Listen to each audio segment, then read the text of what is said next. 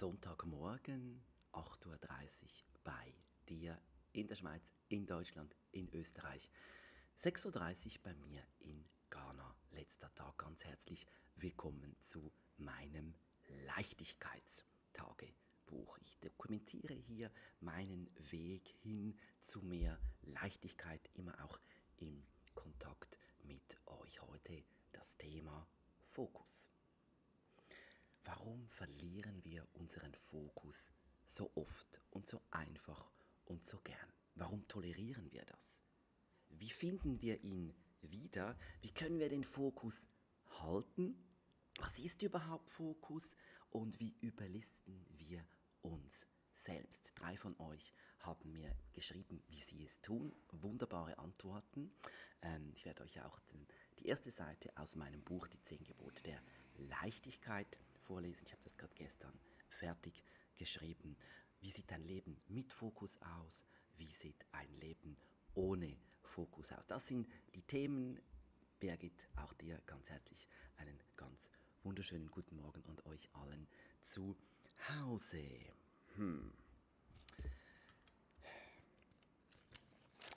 Ich werde auch einen Satz zitieren von meinem wunderbaren Sohn Leo, der gerade 14 Jahre alt geworden ist. Da war er noch sehr klein und er hat es sowas von auf den Punkt gebracht. Meine ganze Erziehung kann ich in einem Satz zusammenfassen und er hat noch einen Satz dazu gefügt. Okay, Moment.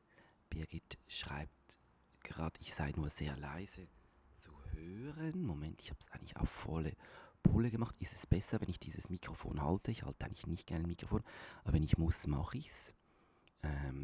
Danke für das Feedback. Sag schnell, ob es besser ist, und sonst nehme ich einfach das Kameramikrofon. Ich mache jetzt mal so weiter, bis ich wieder von euch etwas höre. Ja, ist besser. Danke. Ich hätte jetzt ganz einfach meinen Fokus verlieren können. Ich hätte jetzt ganz einfach den Faden verlieren können. Ja, aber ich habe es nicht. Ich habe ja meine lieben Post-its. Das ist der Fokus für meine Woche. Das sind meine 3 Ziele. Manchmal ist es noch schwierig, so hinten zu zeigen. 1, 2, 3. Und das habe ich zusammengefasst. Was war das? Das war viel zu viel. Das war viel zu viel. Das ist die erste Antwort. Es ist eben einfach, unseren Fokus zu halten, wenn der Fokus einfach ist. Aber jetzt muss ich da mit einer Hand das Mikrofon halten. Aber für Birgit mache ich das sehr gern. Und mit der anderen Hand meine Post-its. Ich bin nämlich heute Morgen früh aufgewacht, um 4:44 Uhr. In Afrika wacht man früh auf. Ich würde euch eigentlich lieber hier ein bisschen mitnehmen und draußen diesen Stream machen und euch die Farben zeigen, die Düfte, die wunderbare Aussicht. Aber ich habe auch gelernt mit diesem Netzwerk. Also wenn ich irgendwo gutes, stabiles Netzwerk habe, dann muss ich einfach bleiben. Ich fühle mich da gerade ein bisschen wie angebunden an einer Leine, aber mein Fokus ist ja, dass ihr mich versteht, dass ihr mich hört. Und deshalb ist es klar. Also, ich habe mir ein paar Notizen gemacht, weil ich es echt ein wichtiges Thema finde. Warum verlieren wir den Fokus? Weil wir ihn nicht tief genug verankert haben. Weil wir ihn nicht ernst nehmen. Und weil wir, das finde ich eine schöne Formulierung, deshalb habe ich sie aufgeschrieben, so jede dahergenommene Ablenkung mit offenen Armen willkommen heißen. Stell dir vor, du hast ein Date, du hast abgemacht mit einem lieben Freund, einer lieben Freundin, also nicht ein Liebesdate, sondern einfach jemanden, den du echt magst und den du gerne siehst. Und ihr habt euch verabredet heute um 4 in diesem und jenem Café und auf dem Weg dahin nimmst du ein Bolt, hier in Uber nimmt man Bolt oder Uber, hier in Ghana nimmt man Bolt oder Uber und dann kommst du ins Gespräch mit dem Boltfahrer und dann vergisst du deinen Freund. Und du fährst mit ihm die Küste entlang, dann nimmt er dich noch nach Hause zu seinen Eltern und am Abend merkst du, dass du deinen Freund vergessen hast. Oder deine Freundin, ne? Okay, wie würdest du dich da fühlen? Ich hätte da ein ziemlich schlechtes Gewissen. Ich fände es nicht okay, ich würde mich wahrscheinlich entschuldigen. Ich würde sagen, es kommt nie mehr vor. Ja. Oder du hast ein tolles Buch dabei und vertiefst dich in das Buch, was ja schön ist, was super schön ist. Und du vergisst deinen Freund. Was passiert jetzt mit diesem Freund? Der Freund heißt Fokus. Ne? Du hast ihn selbst ausgewählt. Einen Fokus kann man nur haben, wenn man sich einen Fokus gibt. Ne? und du gehst nicht hin. Ja, was passiert dann? Dann verlierst du ihn. Dann verlierst du den Freund und dann verlierst du den Fokus. Wir hatten diese Woche eine Frau, die ich begleiten darf, in unserer Jahresminimalismusgruppe. Die beginnt jetzt so richtig. Nach vielen Monaten kommt sie ins Tun und sie schickt immer wieder Fotos. Und sie hat gefragt, was kann ich tun, um die Verabredung, um das, was ich mir vornehme, wirklich zu halten. Ich habe dann so ganz banal gesagt, ja, wenn du mit jemand anderen etwas ausmachst, hältst du es dann? Dann hat sie gesagt, ja. Dann habe ich gesagt, nutz doch diese Strategie, schreibe es bei uns in den Gruppenchat oder binde einen ein. Also ein Fokus ist eigentlich ein Vertrag mit uns selbst, eine Abmachung mit uns selbst. Hm? Und eine Vereinbarung. Und die Frage ist, nehmen wir uns selbst, das, was wir uns vornehmen, nehmen wir das ernst? Genau. Jetzt zur Geschichte von Leo Rathgeb. Wir waren in Nizza, unserem Familienzuhause, und dort ist es hat fürchterlich geregnet. Nizza hat 300 Sonnentage, es regnet nicht so oft, aber an diesem Tag hat es geregnet. Aber Leo und ich hatten uns vorgenommen, die Haare zu schneiden. Ne? Das war unser Fokus, ein bisschen groß hochgehängt zu sagen, dass das ein Fokus ist, aber wir haben gesagt, wir gehen die Haare schneiden. Wir sind bei der Coiffeur, der Farid, der war etwa so 300 Meter von unserem Haus an der Promenade entfernt, ne? Unserer Wohnung. Wir liefen los und dann begann es unglaublich zu regnen. Also wirklich überschwemmungsmäßig, also wie in der Bibel, vorsintflutliche, ja, Regenschauer. Und dann haben wir uns gerettet unter so ein Vordach bei der Natalia, die hat so ein kleines Café, eine Armenerin, und wir sind da gestanden, hat wirklich eine halbe Stunde geregnet. Dann schaue ich meinen kleinen Sohn an, der war vielleicht damals 4 oder so. Sag ich, Leo, was machen wir jetzt? Und dann schaut er mich an. Ich sag, Papa, wir haben doch eine Regel. Sag ich, ja. Da sagt er, was? Wie heißt die Regel? Dann sage ich, ein Ratgeber hält sein Wort. Die ganze Erziehung fasse ich in diesem einen Satz zusammen. Ein Ratgeber hält sein Wort. Das ist mir ganz wichtig. Und er fügt diesen wunderbaren Satz hinzu und er macht, was er muss machen. Das heißt, auf Hochdeutsch, und er tut das, was er tun muss. Also für Leo war es ganz klar, wir haben gesagt, wir gehen zum Friseur, also gehen wir zum Friseur. Wir haben gewartet, bis der Regen weg war, und wir sind dann zu Farid gegangen, haben die Haare geschnitten, aber noch viel wichtiger, ich habe Leo gezeigt, dass wir unseren einzigen Satz, wir haben nicht 100, nicht 10, nicht 3, dass wir den ernst nehmen und dass wir den halten. Mir fällt gerade eine Geschichte. Das ist echt, das habe ich nicht geplant, das steht jetzt nicht auf meinem Ding. Das ist das Schöne, wenn ich ins Erzählen komme, kommt mir eine Idee. Das ist echt krass, die Geschichte ist wirklich krass. Das hat auch mit Worthalten zu tun. Ich war 2016, da war der Leo 4, stimmt, habe ich richtig in Erinnerung, in Berlin. Ich habe begonnen, einen Dokumentarfilm zu drehen über Gunther von Hagens. Wir haben da aus dem Büro genommen und ich war immer 2 Wochen mit Leo dort. Ne?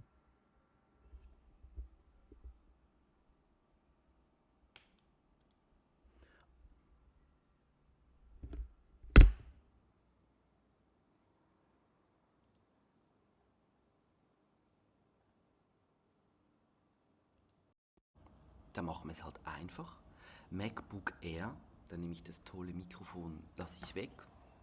Warum Geld ausgeben, wenn es einfach geht? Liebe Birgit, ist der Ton zurück? Diese Geschichte ist nämlich echt wichtig, die möchte ich. Okay, Manuela. Hallo, liebe Manuela. Manuela schreibt, bei mir ist der Ton okay. Jetzt habe ich es mit dem einfach mit dem normalen Computer. Bei mir ist alles da, Christine. Danke, ihr seid wunderbar. Ihr seid wunderbar. Gut, aber dann mache ich es jetzt auf der sicheren Tour. Bleibe bei dieser Laptop-Kamera. Und in Berlin gab es ein Musical. Ich habe vergessen, wie es heißt, aber dieses Musical. Danke, haben wir das geklärt. Schön, dass ihr dabei seid, dass ihr wach seid, dass ihr aktiv seid. Wir sind immer 2 Wochen nach Berlin geflogen und Leo hat immer die großen Plakate gesehen. Ich glaube, im Friedrichstadtpalast war das. Und er sagt, Papa, ich will in dieses Musical gehen. Ich Ich sage, okay Leo, ich verspreche es dir, aber jetzt haben wir keine Zeit. Wir gehen in dieses Musical. Hm? Und dann neigte sich dieses Musical dem Ende. Und ich habe meiner damaligen Frau gesagt, schau mal, ich habe Leo versprochen, wir gehen in dieses Musical. Und das war, glaube ich, es war der 14. Juli. Es war der 14. Juli 2016, wenn mir recht ist. Ne? Und dann habe ich für Leo, für meine Ex-Frau, für Leos Schwester, ich habe unsere Flüge gebucht, um in dieses Musical zu gehen. Ich habe Karten gekauft. Ich gehe nie in ein Musical, aber ein Ratgeber hält sein Wort. Nein, ich glaube, das war der 15. Das ist echt eine krasse Geschichte. Flüge gebucht. Am 14. Juli komme ich nach Hause in der Schweiz und ich kriege von meinem Themenplaner vom 10 vor 10 eine Message, ich weiß nicht mehr, 11 oder irgendwann. Hast du gesehen die Anschläge in Nizza? Da ist ein Mann, vielleicht habe ich es mitbekommen, mit einem Lastwagen auf der Promenade des Anglais, weil 14. Juli ist ja der Nationalfeiertag, da wird immer gefeiert, da gibt es Feuerwerk, da sind Tausende, Zehntausende Leute auf der Promenade. Wir wären auch auf dieser Promenade gewesen. Und ich habe dann die News gelesen und ich wollte ja am nächsten Tag nach Berlin fliegen, um mit Leo ins Musical zu gehen und so weiter und so fort. Und ich war nur deshalb nicht in Nizza auf der Promenade, wo irgendwie 83, 86 Leute gestorben sind, weil ich mein Wort gehalten habe. Weil ich meinen Fokus, die Vereinbarung mit mir selbst, mit meinem Sohn, viel wichtiger genommen habe als alles andere. Das friert mich total, wenn ich das höre.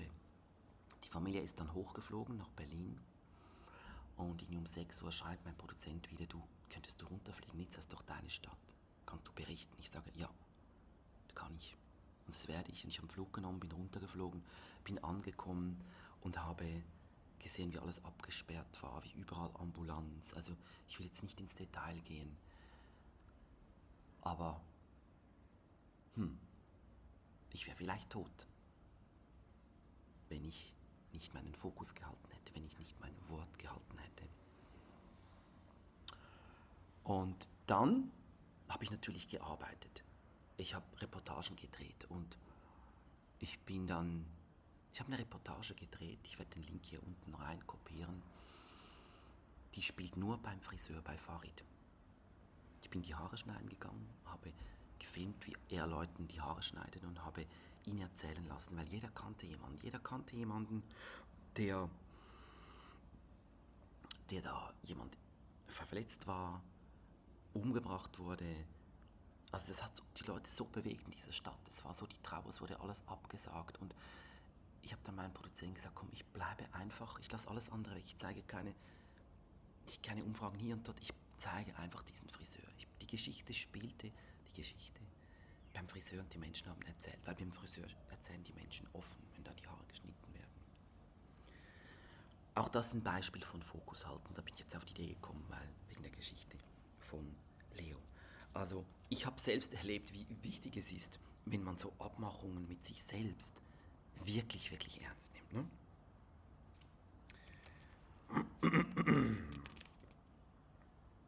Ja, ich habe ja letzte Woche, das habe ich euch erzählt, eine Umfrage gemacht bei den 2000 Leuten, die meinen Newsletter abonnieren. Und 99% haben nicht geantwortet. Vielleicht sind sie was zu viel, haben es nicht gesehen. Ich freue mich aber über die 23 Antworten, die ich bekommen habe. Und das habe ich euch schon erzählt, was die Leute gesagt haben, dass sie oft einfach nicht ins Tun kommen. Sie würden gern, sie haben ganz viele Bücher über Aufräumen und sie kommen nicht rein. Und die Frage ist, warum? Und die Hauptursache, das hat Selim Tolga immer so schön gesagt, sagt es wahrscheinlich immer noch, die Hauptursache für Unordnung ist Prokrastination, also Aufschieben. Ich tue es morgen, ich tue es nicht, ich tue es ein andermal, mit anderen Worten. Sehr gern, liebe Manuela. Mit anderen Worten, wir haben keinen Fokus. Ja, was ist der Unterschied von einem Leben mit Fokus und einem Leben ohne Fokus? Ein Leben ohne Fokus bist du so ein Treibgut, ein Stück Holz, das auf dem Fluss irgendwo hinfließt. Du kommst irgendwo hin, ist dir nicht so wichtig wohin, es ist dir nicht so wichtig mit wem, es ist dir nicht so wichtig in welche Richtung, flussaufwärts, flussabwärts, all das sind Entscheidungen. Und ein Leben mit Fokus hat so diese unglaubliche Kraft der Klarheit. Und ja, die Königsfrage ist natürlich, wie gelingt es uns, Fokus zu haben und trotzdem irgendwie ja, nicht einfach nur ein Hamster zu sein, der seine To-Do-Liste abarbeitet. Ne? Und da habe ich ganz viele spannende Ansätze in euren Antworten gefunden. Ich werde die erste Antwort lesen. Vielen Dank von allen von euch, die geantwortet haben. Birgit, du schreibst, ich fokussiere mich folgendermaßen. Ich stelle einen Wochenplan auf und jetzt kommt der spannende Punkt, ne? Der so gestaltet ist, dass ich genügend Freizeit habe. Den halte ich strikt ein. Und ich behaupte jetzt mal, es funktioniert, weil du dir eben genügend Freizeit einplanst. Und ich behaupte jetzt mal, korrigiere mich, wenn es nicht stimmt, du hältst auch die Abmachung mit dir selbst in Bezug auf Freizeit ein. Also diese Balance ist da. Du schreibst weiter, Birgit, ich freue mich ständig an allen möglichen Kleinigkeiten. Hey, und jetzt kommt ein unglaublicher Satz und ich glaube, das ist der beste Satz, merkt euch den wirklich. Der hat mich total getroffen. Freude ist Fokus pur. Zitat Birgit Kohlmeier. Freude ist Fokus pur. Warum ist das so? Weil, wenn wir Freude haben, uns auf etwas freuen, dann richten wir unsere Aufmerksamkeit darauf und dann tun wir alles, um es zu erreichen. Diese Freude ist verbunden mit der Wahrnehmung mit allen Sinnen, denn es gibt ununterbrochen etwas zu sehen, zu riechen und zu spüren. Danke vielmals, liebe Birgit. Und das ist, glaube ich, genau diese Balance von total fokussiert sein und trotzdem offen für das Leben, mit dem Leben gehen, sagte die Miriam so schön. Und dann kann es gelingen. Wenn ich jetzt nur To-Dos habe, dann kannst du irgendwann nicht mehr. Das mag niemand. Das kann niemand. Und da kommt eben weniger ist mehr wieder mit ins Spiel. Wenn ich schon beim Vorlesen bin, dann lese ich die erste Seite von meinem Buch. Ne? Ich habe das Buch in Madagaskar geschrieben, ich habe es einfach noch mal durchgelesen. Man macht das ja so, eigentlich will ich gar nichts mehr ändern. Und als ich eben die 23 Antworten gelesen habe, hat es mich ein bisschen traurig gemacht, dass es doch vielen irgendwie nicht gelingt.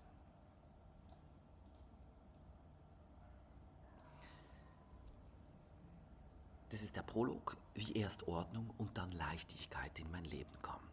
Der Satz meiner Mutter, der alles ins Rollen brachte. Lieblos. Das war alles, was sie sagte. Nicht laut, nicht vorwurfsvoll, beiläufig fast. Und genau deshalb traf es mich so tief. Meine Mutter mischte sich selten ein. Sie hat mich mein Leben lang machen lassen. Gelegentlich mit stiller Skepsis, meist aber voller Vertrauen und Zuneigung. Mama Esther war zeitlebens mein größter Fan. Sie schaute alle meine TV-Beiträge und war immer mächtig stolz auf mich. Und ich gestehe, das hat mir stets gut getan. Doch wenn sie einmal etwas Kritisches sagte, dann wusste ich, jetzt ist es wichtig. Das war vor ein paar Jahren. Wir gingen gemeinsam durch meine Wohnung am Zürichsee. Sie blieb einen Augenblick stehen, sah sich um und sagte ganz ruhig, es ist so schade, wie du deine schöne Wohnung so verkommen lässt. Und dann, das ist lieblos und passt so gar nicht zu dir. Sie traf ins Schwarze. Kein Vorwurf, kein Ton von Ärger, nur Wahrheit. Ich sah mich um und plötzlich sah ich meine Wohnung mit ihren Augen. Sie hatte recht. Ich arbeitete ständig, war kaum zu Hause. Die Wohnung war zum Durchgangsraum geworden, zur Abstellkammer, funktional, aber nicht liebevoll. Überall standen Dinge herum, zum Putzen kaum Platz.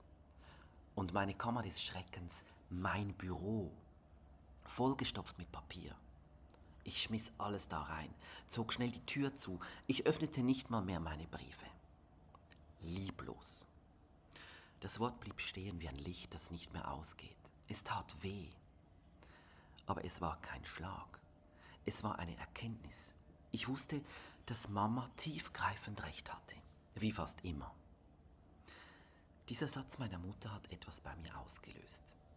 Mir wurde auf einen Schlag bewusst, dass hinter meiner unaufgeräumten, lieblos behandelten Wohnung etwas noch Schlimmeres stand. Mein Leben. Mit diesem ging ich nämlich genauso lieblos um. Es war genauso vollgestellt, überfüllt, ohne Raum und Zeit zum Atmen. Ich war am Funktionieren. Mein Leben war kein Ausdruck bewusster Entscheidungen, sondern eine Ansammlung von Beliebigkeiten. Was mir die Leute gaben, habe ich dankbar angenommen, ohne mich je zu fragen, was ich eigentlich wollte. Ich habe mein Leben nicht gelebt, sondern irgendwie verwaltet. Ich habe es zusammengehalten. Ja, das ein paar Sätze aus meinem Buch, das ich jetzt gerade am Fertigmachen bin. Ich komme da von meiner Geschichte, von was bei mir geschehen ist, die Energie, die freigesetzt worden ist, nachher in die 10 Gebote der Leichtigkeit. Und ich verrate schon mal das erste Gebot. Du sollst nichts behalten, sondern die Lehre leben. Amor vacui. Amor vacui ist meine Antwort. Das hat der Birgit so schön beschrieben, dass sie sich eben Freizeit einplant, dass sie sich auf das Sinnliche einlässt. Ich würde euch gern die Farben zeigen hier. Ich nehme nachher mein Buch und ich gehe hoch und schwimme. Dieses Gefühl, in einem Rooftop-Pool schwimmen zu können, das habe ich einmal im Jahr, wenn ich in Ghana bin. Das nehme ich nachher das ganze Jahr mit. Das ist etwas ganz Besonderes. Und ich schaue dann auf die Stadt, die aufwacht, auf die Sonne, die langsam kommt. Ja, Amor vacui. So gelingt die Balance. Christine Krenz schreibt, lustig Mama, rennt man mit so Themen, was ist der Fokus, wie halte ich ihn, bei anderen offene Türen ein. Lieber Stefan, naja, das ist gerade genau mein Thema, schreibt Christine Krenz. Was hilft mir, die Verzettelung zu beenden? Ich finde heraus, was gerade am wichtigsten und dringendsten ist. Und das gehe ich an, und wenn es auch momentan nur kleine Schritte sind. Was hilft mir, meinen Fokus zu halten? Meine Not-to-Do-Liste ist da sehr hilfreich. Ein Zeitrahmen und gut ist gut genug. Ja, Christine, da hast du in ein paar Sätzen wunderbar die vier von 8 Minimalismus, Techniken, Prinzipien, Werkzeuge zusammengefasst. Das Essenzprinzip, was ist am wichtigsten? Die 20%, was ist die Essenz? Pareto-Gesetz dahinter, den Rest weg. Die Not-to-Do-Liste, also was lasse ich alles weg? Hilfreich. Der Zeitrahmen, das ist das Parkinson-Gesetz, wir halten ihn eng. Und gut ist gut genug, das ist das KISS-Prinzip statt Perfektionismus. Perfektionismus verzettelt uns. Vielen Dank, liebe Christine. So, ich schaue kurz auf meine Notizen. Ja, eben. Wenn ich jetzt dieses Buch lese, und deshalb schreibe ich ja gerne, viele von euch sind kreativ tätig, viele, auch Daniela hat gesagt, ihr hilft es, Sachen aufzuschreiben, ich bin genauso. Dann schreibst du etwas auf und du schreibst es dir von der Seele, im Wissen, dass das so ein Abbild, ein momentanes Abbild ist. Und im Wissen auch, dass wenn du das später liest, dass du merkst, wie du dich verändert hast. Also, hey, wie ich früher war, ich war immer ein lieber Mensch. Ich habe immer meine Sachen geschafft. Ich habe immer meine Beiträge zusammen gemacht. Ich war ein guter Vater. Ich war wirklich, es hat nichts mit Wertung zu tun. Es hat mit Leichtigkeit zu tun. Wenn ich jetzt sehe, ich war jetzt 10 Tage in Ghana. Das war ein Impuls, das war so ein Gefühl. Ich möchte hier hin, ich habe etwas vor, eine Sache. Ich kann nicht darüber reden, weil es ist sehr persönlich, es ist sehr wichtig, es war eigentlich. Und alle haben mir gesagt, du wirst scheitern, das geht nie, du schaffst das nie. Und wieso gehst du da hin? Das kam doch am Telefon. Heute kann man so mit moderner Technik sagen, nein, ich gehe hin, dieser Mensch ist mir total wichtig. Ich weiß nicht, wie der Mensch reagieren wird auf das, was ich ihm erzählen werde, aber es ist mir ganz wichtig. Es hat mit einem Wort zu tun, das ich gegeben habe. Es hat wunderbar funktioniert. Wunderbar. Und es hat so viel Frieden gebracht. Es hat mir wahrscheinlich jetzt 3 Jahre Konflikte, Kosten, Ärger und eine Energie, die alles zerstört, erspart. Es hat mir so viel Frieden gegeben. Mission accomplished. Und ich habe den Fokus einfach gehalten. Das war zuoberst auf meiner Liste. Und dann, ihr kennt mich ja, ihr kennt den Mensch, ihr kennt das Parkinson-Gesetz, der Mensch füllt alles aus. Juhu, juhu, juhu, ich habe 10 Tage. Ich bin natürlich mit 5 Büchern angereist. Das eine habe ich jetzt dann fertig. Ne? Trailer, den ich mäßig spannend finde, Dan Brown, okay. Und dann kam plötzlich, ist auch wieder etwas eher Persönliches, deshalb sage ich jetzt nicht, was es ist, aber kam plötzlich das Gefühl, ich möchte eigentlich, dass das meine zweite Priorität ist. Auch da wieder alle, vergiss es, kannst du eh nie, ist jetzt nicht dein Fokus. Es ist spannend, wie unser Umfeld uns manchmal sagt, was unser Fokus ist. Und manchmal hat unser Umfeld echt recht und manchmal auch gar nicht. Und ich habe aber gespürt, doch, das ist richtig, das stimmt, das ist stimmig. Ne? Habe den Fokus gehalten und es hat einfach nicht geklappt. Ich habe vieles angeschaut, ich habe es probiert, war 3 Tage unterwegs, es hat einfach nicht geklappt. Da ging eine Türe zu, da ging eine Türe zu, da war etwas nicht stimmig. Ich habe einfach gesagt, es geht nicht. Ich brauchte eine Person, die mir eine Türe aufmacht. Ich saß gestern hier da und habe einfach den Fokus gehalten. Ich wusste nicht mehr weiter. Dann habe ich einer Freundin geschrieben, die hat ein wunderschönes Kaffeehaus. Kenne ich seit vielen Jahren. Ich habe sie sogar mal behandelt, als sie ihren Fuß gebrochen hatte. War ich ihr Kraniosakraltherapeut und sie stellt mich jetzt allen vor, das ist mein Healer. Das ist ja schön. Ne? Christines Mann sagt ja immer, dein Guru. Ich sehe mich ja überhaupt nicht als Guru, aber ich finde es lustig. Also ich bin der Guru, der Healer, so wie der lustige Mann in Amerika, der ja eigentlich ein Arzt ist und Jesus. Also ich finde es lustig, ne? Ein bisschen Spaß machen über sich selbst gehört dazu. Ich rufe Lana an, sie heißt Lana. Und sage du, ich schreibe ihr, sie ist jetzt gerade in Amman bei ihrem Vater, der schwer krank ist. Ne? Ich weiß nicht mehr weiter. Sagt die, wer ist denn da verantwortlich? Ne? Und sage ich, diese und diese Firma. Sagt, da kenne ich den CEO. Sag ich, echt? Soll ich ihm was sagen? Sag ich, bitte! Und dann kam plötzlich alles ins Rollen, in der letzten Minute. Ruft mich der CEO an, dieser unglaublich riesigen Firma. Spricht mit mir, sagt Mr. Stefan, ich habe gehört, du willst das. Sag ich, ja, das und das. Gut, dann tue ich dich jetzt mit dem Chef der anderen Firma verbinden. 2 Minuten später ruft er mich an, sagt, in einer Stunde treffen wir uns. Gestern waren wir im Büro, zu 5 waren wir da und haben alles besprochen. Ich habe aber gesagt, ich will heute das noch im Detail mit der entsprechenden Person finalisieren und nachher mache ich mich auf den Weg, treffe diese Person und ich gehe nach Hause, ich fliege morgen früh um 6 und ich habe das Ziel erreicht. Weil, ihr kennt die Antwort. Wer schreibt's rein? Weil. Mal schauen, ob ich auch was reinschreiben kann.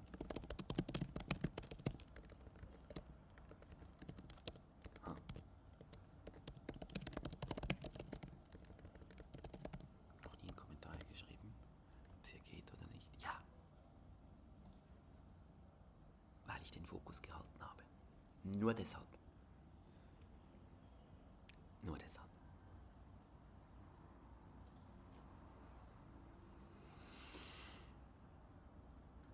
Daniela Lerchel hat auch was wunderschönes geschrieben. Daniela schreibt, hallo Stefan, je klarer meine Ausrichtung und mein Warum sind, desto leichter fällt mir die Umsetzung. Vor dem Minimalisieren zum Beispiel habe ich mir bei Pinterest jeweils ein Foto von einem Raum ausgedruckt, der gewünschten Stimmung entsprach. Beispielsweise ein minimalistisches, klares und ruheausstrahlendes Schlafzimmer. Das habe ich dann an meine Schlafzimmerwand gehängt und hatte unterbewusst immer die Erinnerung, wo ich hin will. Funktioniert einwandfrei. Auch wenn der Prozess Wochen dauert, schreibt Daniela Lerchel. Und jetzt kommt ein wunderbarer Satz. Man lebt förmlich in das gewünschte Ziel hinein. So schön, dann nach einer entsprechenden Zeit das Foto abnehmen zu können, weil das eigene Zimmer nun die gleiche Ausstrahlung hat und man das Foto nicht mehr braucht.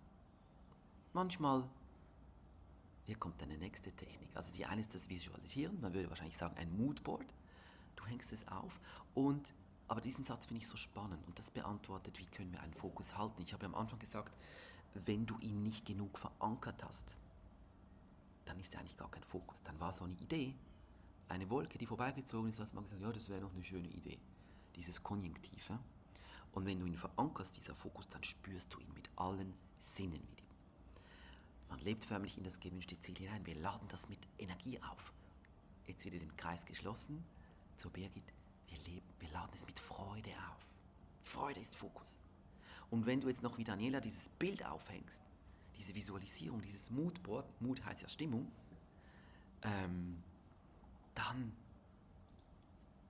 hilft uns das, diese Freude jeden Tag zu sehen und zu halten. Jetzt kommt die nächste Idee von Daniela. Manchmal mache ich ganz einfach eine To-Do-Liste, schreibt Daniela, und male jedes Mal einen Smiley hinter die erledigte Aufgabe. Es erinnert mich ein bisschen an die Schule. Wenn man was schön ins Heft geschrieben hat, durfte man vorne anstehen bei der Frau Stauffer, bei der Lehrerin, und die hat dann so einen Kleber hingemacht, auch eine Sonne oder ein Smiley, oder da gab es noch so Marienkäfer früher.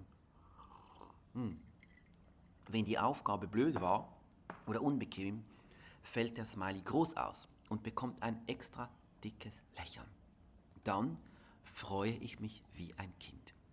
Kindliche Freude ist die schönste, die ehrlichste und die ungetrübteste. Bei langfristigen Projekten hilft es mir, sie schriftlich zu reflektieren. Das hilft mir, den Faden nicht zu verlieren und gibt ihnen den notwendigen Raum in meinem Bewusstsein. Ich gehe dann auch strukturiert davor. Das ist das ganze Geheimnis. Ihr habt es wunderbar beschrieben. Danke, dass ihr so schnell geantwortet habt. Sofortprinzip. Ich schreibe ja immer die Mails erst am Samstag raus und die Leute, die so antworten, die haben langsam gelernt, ich muss nicht 100-mal überlegen. Wenn Stefan eine Frage stellt, schicke ich ihm eine Antwort und ich schicke es auch. Dieses Kiss. Und schau mal, wie viel Wahrheit. Ihr hättet jetzt 3-4 Wochen an diesen Arbeiten schreiben können. Sie wären nicht besser geworden. Und diese Antwort von Daniel hat mich nämlich auf die Idee gebracht, euch etwas zu zeigen. Ich bin ja schon sehr weit weg, ich war in Zypern, ich habe aus Zypern berichtet. Und ich glaube, das Foto habe ich euch nicht gezeigt. Ich mache es im Fall genau gleich. Und ich visualisiere das und ich zeige sogar mein Ziel den anderen Menschen. In meinen Coachings tue ich sogar die Werte der Menschen visualisieren. Bei Agnes, ich darf sagen, weil sie hat auch öffentlich im Livestream, kam bei ihr das Bild, der erste Wert war dieses Vollbad der Harmonie. Und dann haben wir so schnell mit ChatGPT mach ein Bild in einer Badewanne, wo Herzchen aufsteigen. Agnes hat es am selben Tag ausgedruckt und sich aufs Nachttischen getan, um diesen Wert, um diese Freude zu zelebrieren. Ich habe das Haus geräumt. Mein Ziel ist ja da so ein kleines kreatives Ferienhaus zu machen, ein Retreat-Haus, und mein Retreat im Oktober auch in diesem Haus zu machen. Ich habe dann eine kleine Wohnung für die Menschen. Ich werde ja in einer sehr kleinen Gruppe gehen. Und ich brauche diese Visualisierung. Also vorher sah es so aus. Also das ist, muss ich verstehen, es hat 3 Etagen. Ich habe das Haus, glaube ich, schon mal ein bisschen gezeigt. Und unten war Mamas Praxis, ein schöner großer Raum. Die lasse ich genauso, wie sie ist. Und daneben war so das Wartezimmer für die Praxis. Ne? Und mittlerweile, das habe ich euch auch gezeigt, ist der Bougainvillea so zugewachsen, dass du eigentlich gar nicht mehr unten durchlaufen kannst. Du musst jetzt beim Innenhof, wo der Grapefruitbaum ist, hinten rein. Und das hat wieder eine großartige Aussicht. Das Zimmerchen, es ist ein bisschen düster, es ist ein bisschen dunkel. Und ich habe gesagt, ich möchte das Zimmer umgestalten. Ich bin mal so gegangen. Ich habe das Zimmer ein bisschen zwischenverwendet, um einfach alles da reinzustellen. Vorher sah es so aus, ne? Also das ist jetzt nicht Mamas Unordnung. For the record, das war einfach das Zimmerchen und ich habe alles runtergestellt, weil dieses Zimmerchen wollte niemand. Alles, was ich im Haus nicht brauchte, kam hier runter. Dann sah es so aus. Und dann sah es noch ein bisschen so aus und hier hinten hat es diese Wand, ne?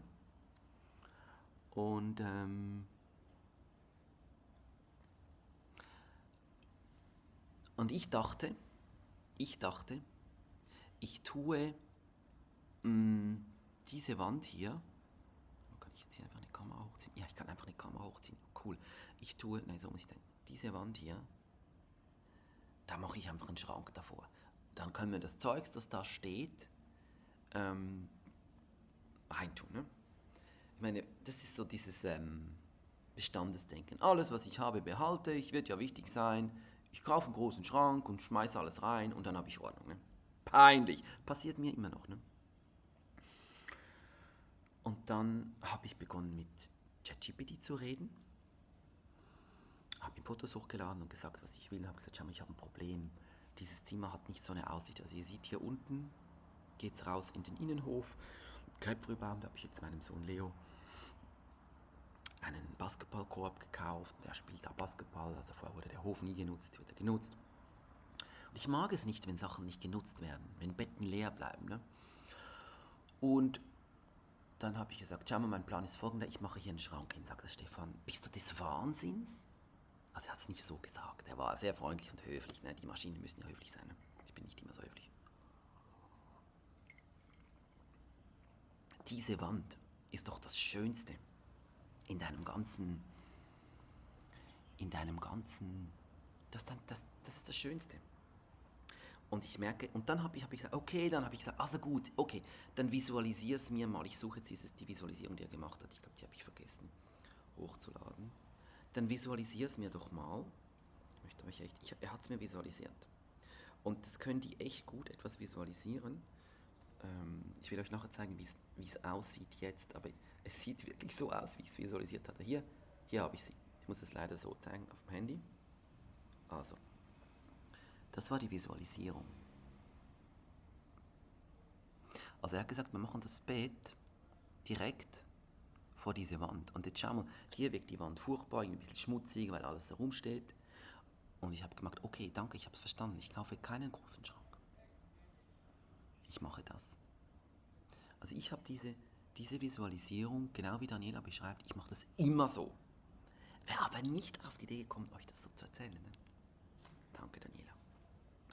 Und schaut mal, wie es jetzt aussieht. Tada. Ich bin immer noch diese neue Software am Testen, die hat ein bisschen Spielchen. Schau mal, jetzt sieht es so aus.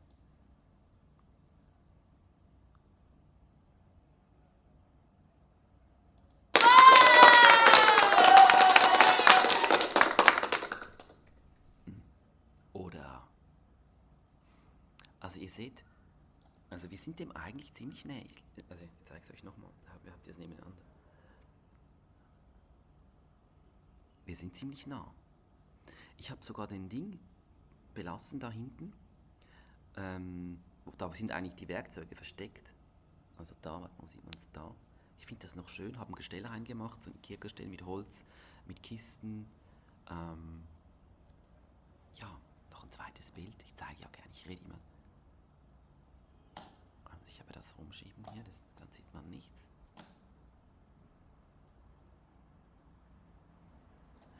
Das ist die andere Seite, die man sieht, wenn man reinkommt. Es gibt noch bessere Bilder, wo man es besser sieht. Ha, das siehst du, wenn du auf dem Bett liegst. Ich spiele hier ein bisschen rum, gell? Wir sagen in der Schweiz, Bubi spiele, Bubi gesund. Also wenn das Büblein spielt, ist das Büblein gesund.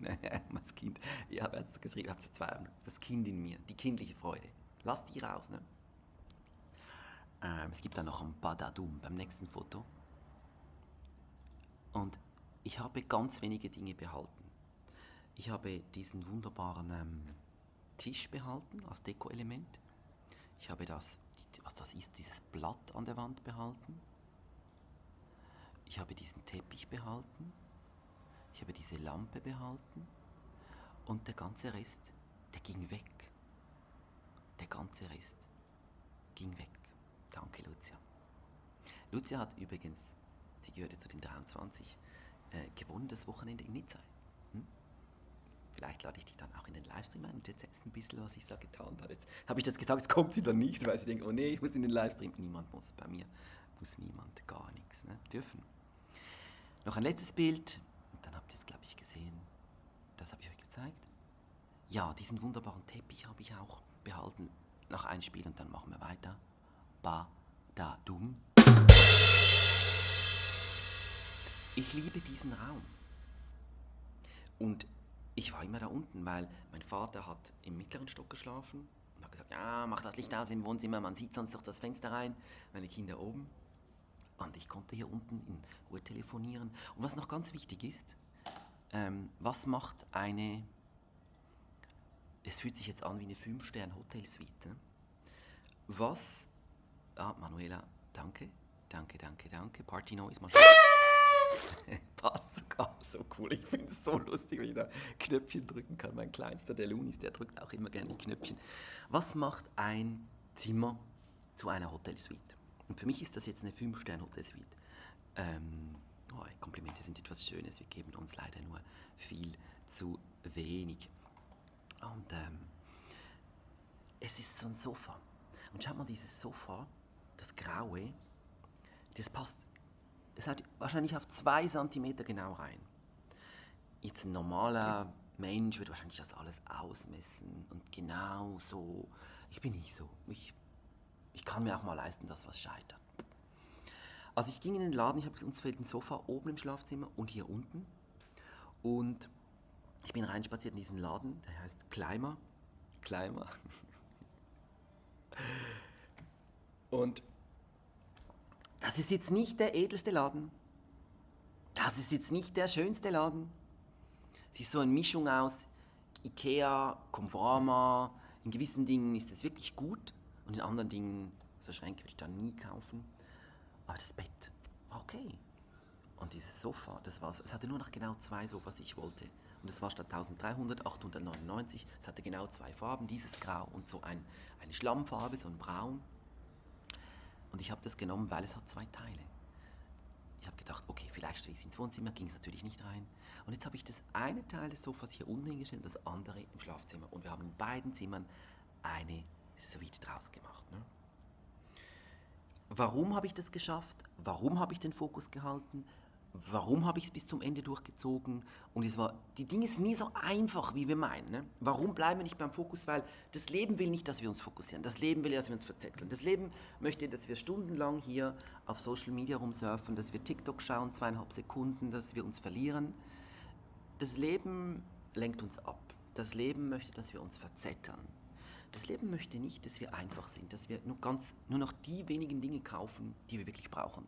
Das Leben möchte, dass wir alles ausgeben, verschwenderisch, dass wir konsumieren, dass wir überkonsumieren, dass wir unseren Teller zu voll laden. Ich muss nicht weiterreden, ihr wisst, was ich meine. Warum habe ich den Fokus gehalten? Weil ich diese Visualisierung hatte. Und weil ich den Wunsch hatte, ich zitiere euch, die Freude, das zu tun. Es gibt nichts Schöneres, danke Birgit, nichts Schöneres als Freude als Fokus. Nehmt etwas mit nach Hause. Freude als Fokus, visualisiert es und wendet wie Christine ein paar, nicht immer alle 8, ein paar der Minimalismus-Techniken an. Können Sie benennen, Christine hat ja Leichtigkeit live gemacht. Sie ist wirklich jeden Schritt durchgegangen und trotzdem ist sie noch auf dem Weg. Es ist nicht alles fertig. Es ist nicht alles perfekt und es soll auch nicht alles perfekt sein. Ja, das war mein Abschluss.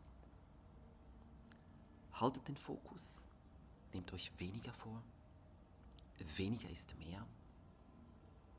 Und das Resultat, schaut mal dieses Resultat.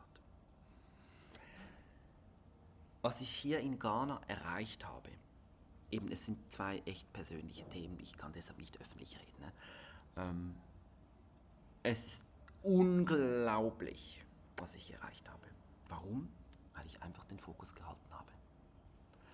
Ich habe euch gesagt, es schmeißt euch immer einer einen Stock in den Weg, einen Stolperstein.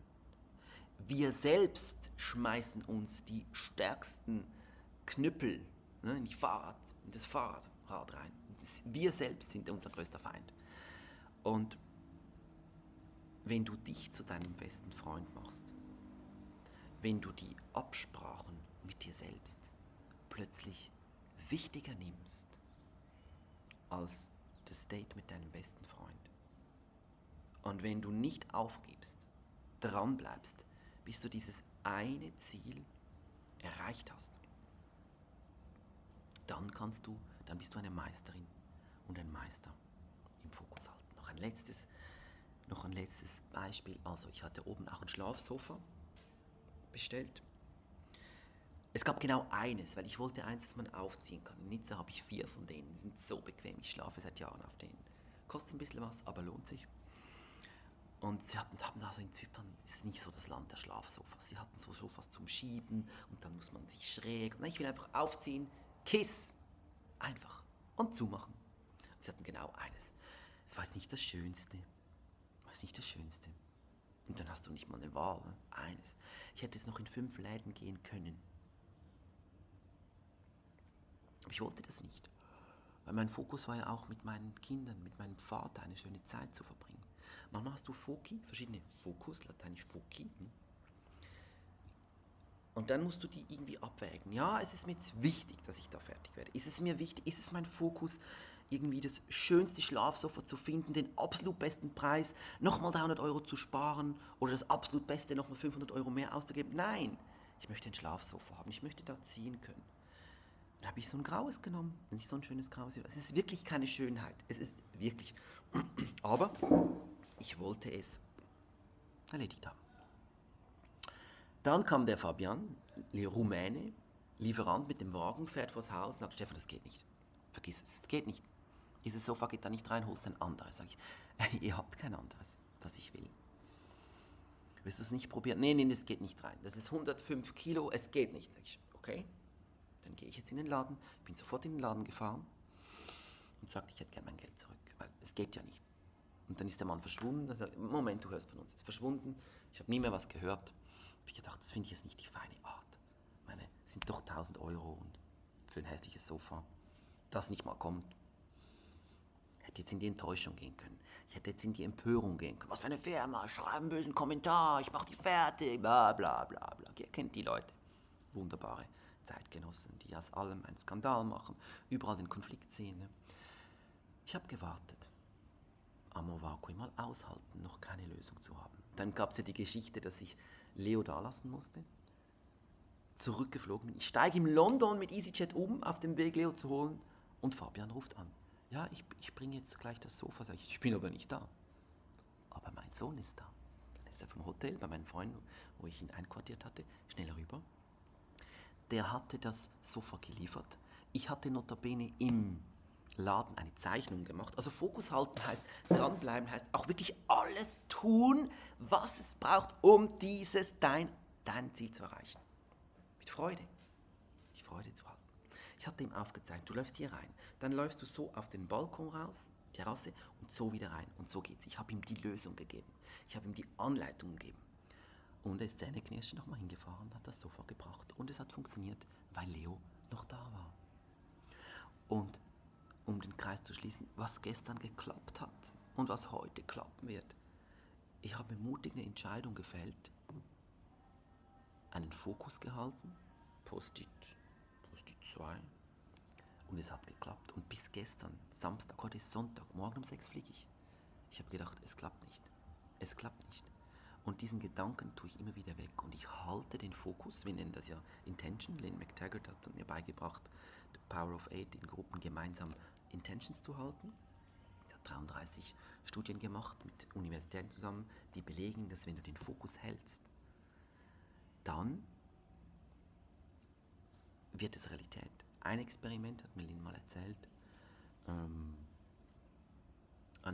einem Universitätslabor wurden 2, wie sagt man dem, Tranchen, nein nicht Tranchen, 2 Samples, also Samen im ersten Sack und Samen im zweiten Sack, oder die wurden irgendwie da ausgelegt, keine Ahnung wie. Und Leute irgendwo auf der Welt schicken die Intention, die Absicht, dass die Samen im linken Sack schneller wachsen. Also wir sitzen tausende Kilometer weg, wir halten diese Absicht, dass diese Samen wachsen. Und was ist passiert? Messbar, von Universitäten überprüft, mehrfach durchgeführt. Die Samen im linken Sack wachsen mehr. Unser Verstand kann das nicht verfassen. Du denkst jetzt vielleicht, oh mein Gott, nein, das ist doch fürchterlich. Was erzählt der für ein Gott? Lynn McTaggart, lese es nach. Sie hat diese Intentions. Und da lerne ich, jeden Dienstag treffe ich Joaquin, meinen Intention Body in Galicien, und wir halten für eine Stunde gegenseitig eine Absicht. Der Vorteil ist, dass du dir mal sagen musst, was ist jetzt meine Intention für die Woche? Was ist mein Fokus? Was ist das Ziel? Und dass du da, im Englischen sagen wir schon, don't blink, also nicht blinzeln, nicht davon abkommen, sondern einfach bleiben. Die Freude halten. Und das wird geschehen. Und je Ich habe am Anfang gefragt, wie gelingt es uns, dass wir uns nicht verlieren? Ja, es gelingt uns natürlich, wenn wir alles, was uns ablenkt, wegmachen.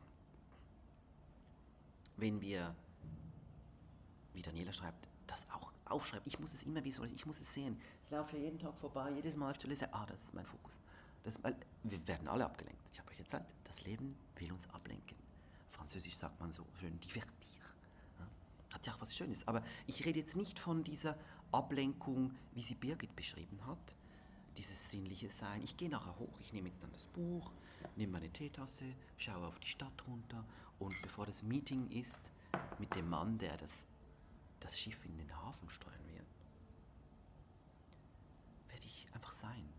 Ich werde mir Freizeit einberäumen. Ich werde das Handy hier lassen, weil ich nicht gestört werden möchte. Also dieser Schutz, im Minimalismus nennen wir das ja Schutz von Ablenkung, von allem, was uns nicht gut tut, was uns von unseren Werten, von unserem Fokus wegbringt. Also das müssen wir schon können. Wenn wir das können und den Fokus einfach halten und wirklich uns auf die Essenz konzentrieren. Ich habe mir 100 Sachen vorgenommen. Wenn ich 10 Tage Zeit habe, ich könnte dieses, ich könnte jenes. Ich wollte eigentlich schon mein zweites Buch beginnen zu recherchieren. Es geht ums Leben. Nein. Und dann habe ich in der Essenzloge arbeiten wir mit Unternehmerinnen und Unternehmern. Christine ist auch dabei. Ein paar von euch sind auch noch dabei. Arbeiten wir damit. Wie können wir immer in die Essenz kommen? Das ist nämlich eine Übung. Das ist eine Gewohnheit.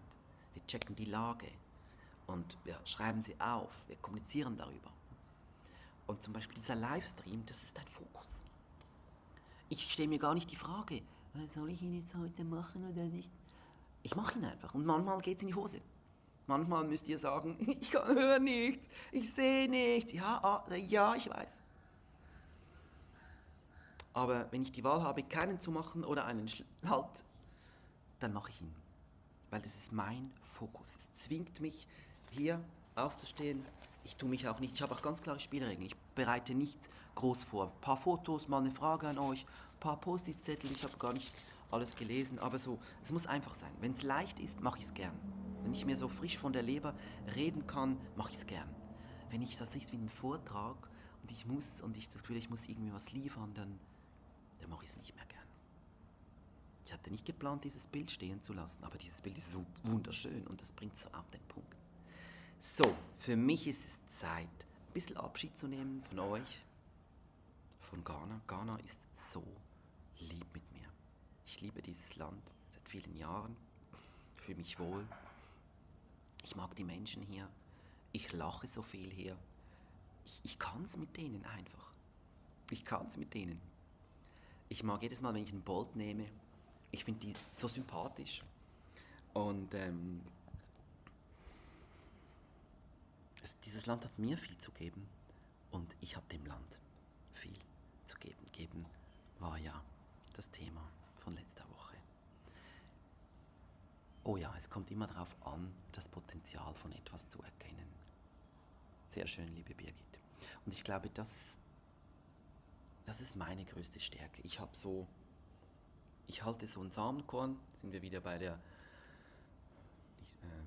Pflanzen. Ich halte so ein Samenkorn im Hand und ich sehe den Baum. Also ich sehe das Endziel. Und früher habe ich einfach nicht so darauf vertraut und habe es wieder weggewischt. Und jetzt, wenn ich so ein Gefühl habe, dann folge ich es einfach. Danke für den spannenden Tag. Danke fürs Zuhören. Manuela, Birgit, ihr alle, die hier seid und die es später hört. Einen wunderschönen Sonntag. Bleibt dran. Beobachtet diese Woche mal ein bisschen, wie geht's mit eurem Fokus? Was ist euer Fokus? Wie könnt ihr ihn halten? Schreibt es auch nachher noch in die Kommentare rein. Diese Videos bleiben ja stehen und vielleicht schaut in 3 Jahren jemand dieses Video und die wollen gar nicht hören, was ich zu sagen habe. Die wollen genau den Kommentar lesen, den ihr jetzt noch schreiben werdet. Ihr Lieben, einen wunderschönen Sonntag, Freude. Nehmt die Freude mit. Ich habe ein paar wichtige Sachen für mich notiert. Super, danke, Manuela. Danke. Vielen herzlichen Dank. Ich gebe den Dank zurück. Schaut mal, höflich sein, lieb sein miteinander. Geben, austauschen. Das ist so eine Qualität. Ich finde es so schön. Ich bin ja völlig unter dem Radar der der negativen Menschen. Also was wir hier machen, es ist eigentlich voll öffentlich, es kann jeder sehen. Kann jeder sehen. Und irgendwie die bösen Menschen bleiben weg. Es sind nur so Liebe da. Das ist irgendwie auch schön. Ja, Christine, wieder viele Impulse mitgenommen. Lieben Dank. Danke. Ich werde das einfach machen, solange ich das Gefühl habe, ich habe noch was zu geben. Solange ich noch was zurückbekomme. Und ich bekomme jedes Mal so viel zurück. Ja. Das ist einfach so das ist mein Fokus, das ist mein Rendezvous mit mir selbst und mit den Menschen, die in diesem engen, kleinen Rahmen dabei sein möchten. Tschüss und bis am nächsten Sonntag. Dann live aus Nizza.